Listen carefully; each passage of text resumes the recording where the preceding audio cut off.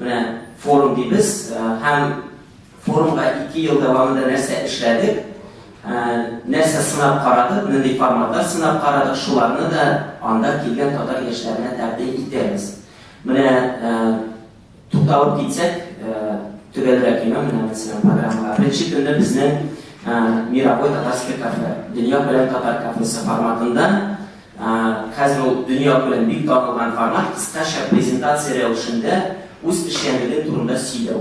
Элек безнең ничектер менә пленар утырыш күп итеп сөйлиләр иде, менә без моны эшләдек, без уйладык, бу формат киресенчә пленар утырышына ничектер артык пленар утырыш өчен артык күп, яшьләр үзләре турында сөйлисе килгән.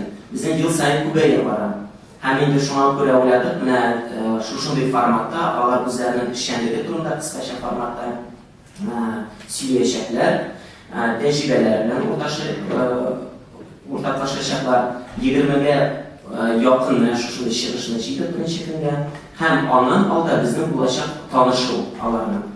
Хәтта танышуны да без яңалык кертеп танышуга, алар эшлекле уен форматында уза, менә дөнья күләм карадык тренингларны, белем бирү проектларын, аларда менә ул ишеткәнсездер бәлки face-to-face, йөзгә-йөз дөрес тәрҗемә итәме, кара-каршы, бәлки шулай яхшырак булыр иде, кара-каршы танышу.